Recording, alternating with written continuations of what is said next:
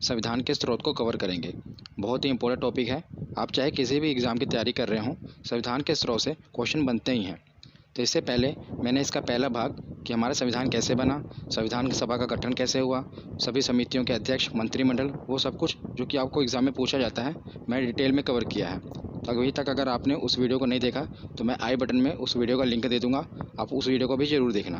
तो चलिए बिना देरी किए हुए इस वीडियो को शुरू करते हैं। इसमें मैं आपको ट्रिक से बताऊँगा कि आप इसे कैसे याद रख सकते हैं। तो चलिए वीडियो की शुरुआत करते हैं। तो चलिए अब हम समझते हैं संविधान के स्रोत के बारे में। संविधान के स्रोत का मतलब है कि जो हमारा भारतीय संविधान बना है, इसमें कई देशी स्रोत भी हैं और कई विदेशी स्रोत। देशी स्रोत मतलब जब तक हम अंग्रेज़ों का राज रहा, वो कई अधिनियम और एक्ट लेकर आए थे भारत में, तो हमने अपने संविधान में उसे भी सम्मिलित किया है।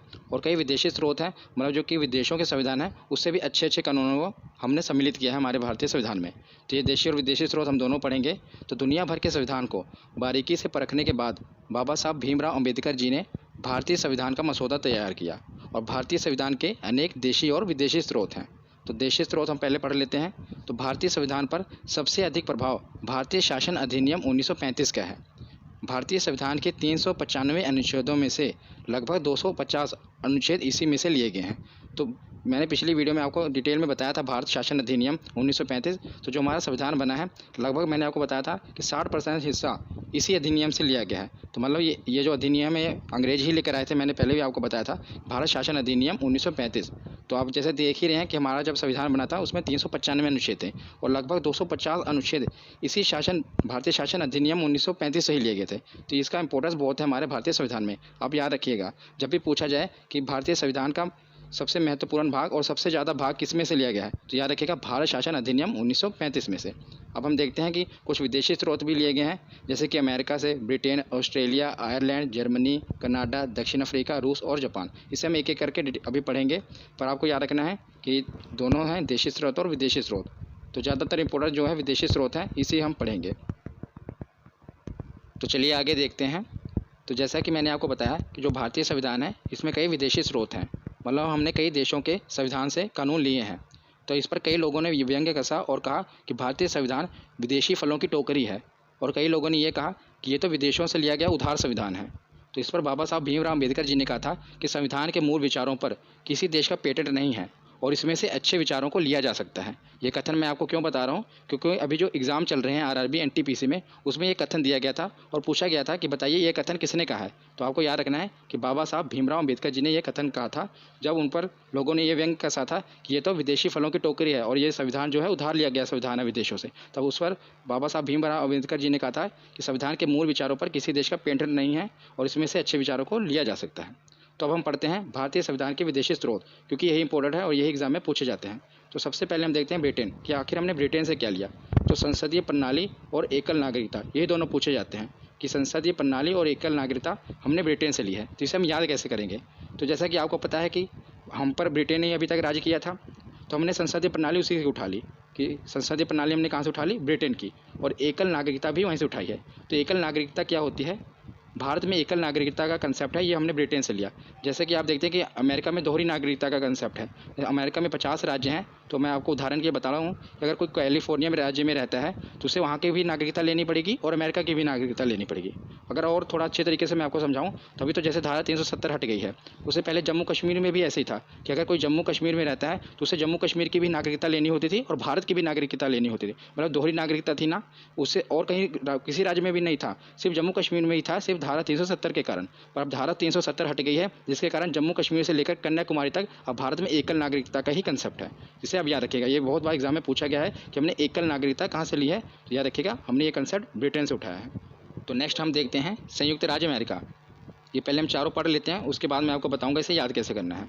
तो संयुक्त राज्य अमेरिका से हमने लिया मौलिक अधिकार, निर्वाचित राष्ट्रपति, उपराष्ट्रपति और न्यायालय की व्यवस्था। ये चारों चीज़ें हमने संयुक्त राज्य अमेरिका से ली हैं। तो इसे हम याद कैसे करेंगे। तो जैसा कि आपको पता होगा कि जो संयुक्त राज्य अमेरिका देश है, ये दुनिया का सबसे पुराना लोकतांत्रिक देश है। अगर बात की जाए दुनिया के सबसे बड़े लोकतंत्र की तो वो भारत है, पर दुनिया का सबसे पुराना लोकतांत्रिक देश कौन सा है, तो संयुक्त राज्य अमेरिका है।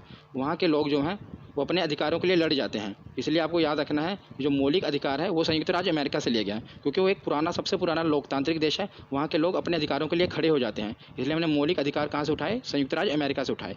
और आपको पता ही होगा ये एक पावरफुल कंट्री है, शक्तिशाली देश है, इसलिए जो पावर वाली चीज़ें हैं वो भी हमने वहीं से उठाई। जैसे राष्ट्रपति का कॉन्सेप्ट हो गया, उपराष्ट्रपति हो गया, न्यायालय की व्यवस्था दंडित करने के लिए होगी, तो पावर वाली चीज़ें हमने कहाँ से उठाई हैं? तो ये संयुक्त राज्य अमेरिका से उठाई हैं। ये याद करने की ट्रिक हो गई जिससे आप इसे आसानी से याद रख सकते हैं। ज़्यादातर यही पूछा जाता है कि मौलिक अधिकार हमने कहाँ से लिए हैं, तो याद रखिएगा संयुक्त राज्य अमेरिका से लिए हैं। उसके बाद हम देखते हैं आयरलैंड से हमने क्या क्या लिया है। दोनों ही बहुत इंपॉर्टेंट है। और ये जो पहला वाला ये तो पता नहीं कितनी बार पूछा जा चुका है कि राज्य के नीति निर्देशक तत्व हमने कहाँ से लिए हैं, तो ये याद रखना आयरलैंड से लिए हैं, राज्य के नीति निर्देशक तत्व। और दूसरा, राज्यसभा में राष्ट्रपति द्वारा सदस्यों का नामांकन जो किया जाता है, ये वाला कंसेप्ट भी हमने आयरलैंड से उठाया है। तो आपको पता ही होगा कि राज्यसभा में राष्ट्रपति द्वारा जो सदस्य हैं, कितने सदस्य नामांकित किए जाते हैं? याद रखिएगा 12 सदस्यों का चयन जो है राष्ट्रपति द्वारा किया जाता है। बाकी तो आपको पता है इंटरनल वहाँ पर वोटिंग से ही आते हैं, इंटरनल वोटिंग से। और बाकी जो 12 सदस्य हैं वो राष्ट्रपति जो ज़्यादा चुने जाते हैं। कला के क्षेत्र में हो गया, साहित्य के क्षेत्र में हो गया, विज्ञान के क्षेत्र में। ये कंसेप्ट इसलिए लाया गया था क्योंकि जो राज्यसभा में ज़्यादातर इंटरनल वोटिंग से ही आते हैं, वो राजनेता ही आते हैं, पर बाकी जो लोग हैं उनको भी देश की सत्ता में अधिकार दिया जाए, वो भी जो जिन्होंने देश के लिए अच्छा काम किया है साहित्य में, कला में, विज्ञान में, वो भी इसमें शामिल हो सकें, इसलिए उन्हें भी राष्ट्रपति द्वारा उनका भी चयन किया जाए। तो नेक्स्ट हम देखते हैं जर्मनी। तो जर्मनी से हमने क्या कंसेप्ट उठाया है? तो आपातकाल का सिद्धांत हमने कहाँ से लिया है? जर्मनी से लिया है। जिसे आप कैसे याद रख सकते हैं? जब आप जर्मनी को पढ़ते होंगे तो आपको दिमाग में एक ही चीज़ आ जाती है कि हिटलर के बारे में। तो हिटलर आपको पता था कि तानाशाह था। तो जब हिटलर ने राज्य किया जर्मनी पर, तो जर्मनी पर कोई लोकतंत्र नहीं था। मतलब एक आप ऐसे याद रख सकते हैं कि उस समय पूरा इमरजेंसी की हालत थी, आपातकाल की हालत थी जर्मनी में, क्योंकि कोई भी लोकतंत्र नहीं था, जनता अपनी आवाज़ उठा नहीं सकती थी, इसलिए पूरा आपातकाल की हालत थे। मतलब एक कहानी की तरह मैं आपको बता रहा हूँ, क्योंकि अगर आप कोई भी चीज़ अगर आपको याद रखनी है तो आप अगर उसके पीछे एक मनगढ़ंत कहानी बना लेंगे ना तो आपको कभी भूलेगी नहीं। इसलिए मैं आपको एक कहानी तरह रिलेट कर रहा हूँ। जब भी आपके दिमाग में जर्मनी आएगा तो आपके दिमाग में देखना आपातकाल जरूर आ जाएगा। इसलिए इससे आप इसको बहुत देर तक याद कर सकते हैं बिना रिवीजन के। इसलिए आप याद रखेंगे जो जर्मनी है इससे आपातकाल कहाँ से लिया गया? तो जर्मनी से लिया गया। उसके बाद हम नेक्स्ट देखते हैं जापान। तो जापान द्वारा क्या लिया गया? तो विधि द्वारा स्थापित प्रक्रिया। ये कहाँ से लिया गया कंसेप्ट? तो जापान से लिया गया। तो नेक्स्ट हम देखते हैं जापान के बाद दक्षिण अफ्रीका। तो दक्षिण अफ्रीका से हमने क्या लिया? संविधान संशोधन। बहुत ही इंपॉर्टेंट है, कई बार पूछा गया है। तो इसे हम देखिए कैसे याद करेंगे। इसकी भी एक कहानी हम अपने आप से बना लेते हैं कि हमने यूरोप से भी कुछ ना कुछ उठा लिया, अमेरिका से भी ले लिया और अपना एशिया से भी ले लिया। जापान से लिया ना, लेकिन अभी तक हमने अफ्रीका कॉन्टिनेंट से कुछ भी नहीं लिया।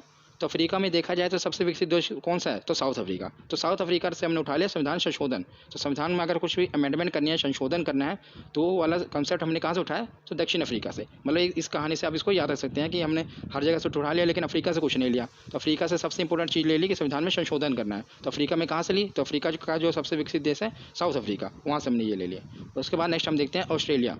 तो ऑस्ट्रेलिया से हमने लिया समवर्ती सूची का विभाजन। तो समवर्ती सूची क्या है मैं आपको बताता हूँ। तो समवर्ती सूची में कुछ विषय लिखे हुए हैं कि जिन पर राज्य और केंद्र दोनों ही कानून बना सकते हैं। जैसे कि आपको बता दो स्वास्थ्य, शिक्षा, इस पर राज्य भी अपना कानून बना सकता है और केंद्र भी कानून बना सकता है। तो ये सब कुछ कहाँ लिखा हुआ है कि किस पर राज्य कानून बना सकता है, किस पर केंद्र कानून बना सकता है? तो ये समवर्ती सूची में लिखा हुआ है। तो समवर्ती सूची का जो विभाजन है ये हमने कॉन्सेप्ट कहाँ से लिया? ये ऑस्ट्रेलिया से लिया। ये भी इंपॉर्टेंट है, संविधान संशोधन वाला ज़्यादा इंपॉर्टेंट। उसके बाद आखिरी में हम देखते हैं हमने रूस से क्या लिया। तो रूस से लिया हमने मौलिक कर्तव्य। जैसा कि हमने हर कुछ जनता की भलाई के लिए कानून नियम बनाए, लेकिन जनता का भी तो कुछ कर्तव्य बनता है अपने देश के प्रति, इसलिए हमने मौलिक कर्तव्य लिए हैं रूस से। तो ये पूछा गया, ये बाद में हम संविधान संशोधन किया गया तब इसे डाला गया, इसलिए आखिरी में ले गया था, ये भी पूछा जाता है। तो स्वर्ण सिंह समिति की सिफारिश पर वर्ष 1976 में 42वें संविधान संशोधन द्वारा मौलिक कर्तव्यों को संविधान में शामिल किया गया। ये तीनों चीज़ें काफ़ी इंपॉर्टेंट है। अगर आपसे पूछी जाए कि किस समिति द्वारा, क्योंकि ये बाद में लिया गया था ना मौलिक कर्तव्य, इसलिए पूछ लिया जाता है कि किस समिति की सिफारिश या किस अमेंडमेंट के तहत इसे लिया गया।